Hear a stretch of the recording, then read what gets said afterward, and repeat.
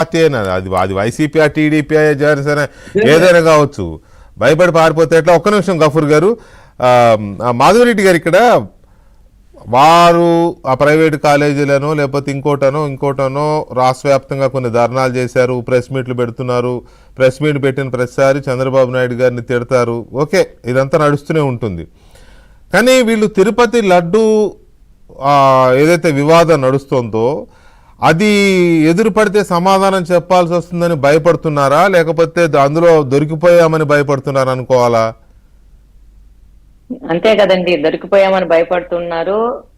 Diversion politics చేస్తా ఉన్నారు, ప్రజల మధ్యన గొడవలు తీసుకొస్తున్నారు. జగన్మోహన్ రెడ్డి గారు గాని వైకాపా పార్టీకి సంబంధించిన కొంతమంది ఆ పార్టీకి సంబంధించిన నాయకులు, ఎమ్మెల్యేల కంటే నాయకులు, ఎమ్మెల్యేలు ఎవరు బయటకు వచ్చి ఏమీ మాట్లాడటం లేదండి. అంటే ఆ 11 మంది అసెంబ్లీని ట్యాకిల్ చెయ్యలేరు అనే భయంతో కూడా రావట్లేదేమో అని అనిపిస్తుంది. అంటే అందరూ గొప్ప గొప్ప వాళ్ళందరూ అప్పుడు అధికారం అనుభవించి మంత్రి పదవులు అనుభవించి పదవులు అనిపించిన వాళ్ళందరూ ఓడిపోయారు.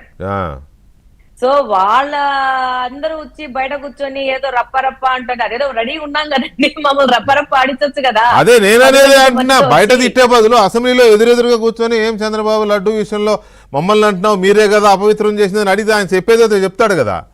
అదే రాష్ట్రం అంతా ఎదురు చూస్తోంది. అసెంబ్లీకి పోయి వాళ్ళందరినీ మీరు నిలదీయండి అని చెప్పి అడుగుతా ఉంది. ఒకవేళ తప్పు చేసింటే నిలదీయండి అని అడుగుతా ఉంది. కానీ అసెంబ్లీకి వస్తే వాళ్ళ పరిస్థితి ఏందో ఆ 11 మందికి తెలుసు కాబట్టే వాళ్ళు రావట్లేదు. అలాగనే ఈ పార్టీ అనేది దేశ చరిత్రలోనే ఒక నల్ల మచ్చ. ఈ రోజు రాజకీయాలను దిగజార్చి ఒక కొత్త పందాన్ని, కొత్త సాంప్రదాయాన్ని తీసుకొచ్చారు.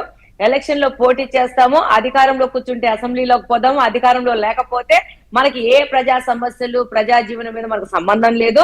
ప్రజలను అతలాకుతలం చేస్తూ, సొసైటీని గబ్బు లేపుతూ, సొసైటీలో అపోహలు సృష్టిస్తూ, శాంతి భద్రతలకు విఘాతం కలిగిస్తూ, రోడ్ల మీద తిరుగుతూ, అప్పుడేమో 10 కిలోమీటర్లకు ఏరోప్లేన్ హెలికాప్టర్ లో పోయాడు. ఇప్పుడు 30 కిలోమీటర్లని 30 గంటలు ప్రయాణం చేస్తూ ప్రజల ప్రాణాలకి భరోసా లేకుండా చేస్తూ ఏంటి అనంటే, ఈ రోజు మేము కొత్తోళ్ళము, దాదాపు ఈసారి అసెంబ్లీలో 80 మంది కొత్త వాళ్ళం ఉన్నాము. మేము భవిష్యత్తు తరాలకి ఈ అసెంబ్లీని ఒక మంచి పద్ధతిలో నడుపుతూ, ప్రజా సమస్యల గురించి డిస్కస్ చేస్తూ, ప్రజలకి ఒక ఎగ్జాంపుల్ లాగా ఉండాలని మేము నిజంగా ఈసారి అందరు ఎడ్యుకేటెడ్ పీపుల్, కొత్త వాళ్ళు వచ్చారు. చంద్రబాబు నాయుడు గారు కొత్త తరాన్ని తీసుకొని వచ్చారు. మేము ఎదురు చూస్తుంటే మాకు అవకాశము, రాష్ట్ర ప్రజలకు అవకాశము ఇవ్వకోకుండా కరెక్ట్ గా ప్రతి ఒక్క 6 నెలలకి 11 నిమిషాలకు వచ్చి 11 నిమిషాలకి వెళ్ళిపోతూ అవహేళన చేస్తున్నారు. ప్రజలందరూ దీన్ని గమనించాల్సిన అవసరం లేదు. దాని సీరియస్ నోట్ కంట్రీ మొత్తం వాచ్ చేయాల్సిన అవసరం ఉంది. ఇది ఒక మన ఆంధ్రప్రదేశ్ మాత్రమే సంబంధించింది కాదు. 5 సంవత్సరాలకి ఒక మంచి పరిపాలన ఇస్తూ ప్రజల్ని ఒక మంచి మార్గంలో పెట్టడానికి, అభివృద్ధి ఫలాలు తీసుకుపోవడానికి, దానికి కౌంటర్ చెక్ గా అపోజిషన్ అనేది ఉండాలి. తప్పితే ఈ విధంగా మేము ట్రై చేస్తాము, కుదిరితే మేము గెలుస్తాము, కుదరకపోతే పోయి ఇళ్లలో కూర్చుంటాం అనే విధానం చేసే వాళ్ళని ప్రజలు గమనించాలా. భవిష్యత్తులో వీళ్ళకి అవకాశం ఇవ్వకోకుండా ఇంట్లోనే కూర్చోబెట్టాలి. అసలు ఎమ్మెల్యేగా ప్రజలు ఎన్నుకున్నప్పుడు ప్రజల తరఫున మాట్లాడడానికి ఏమాత్రం సాహసించిన వ్యక్తి నాకు ప్రతిపక్ష నేత హోదా ఇమ్మని అడిగే రైట్ ఎక్కడి నుంచి వస్తుంది? ఆయన ఎందుకు ఫేస్ చేయలేకపోతున్నాడు గవర్నమెంట్?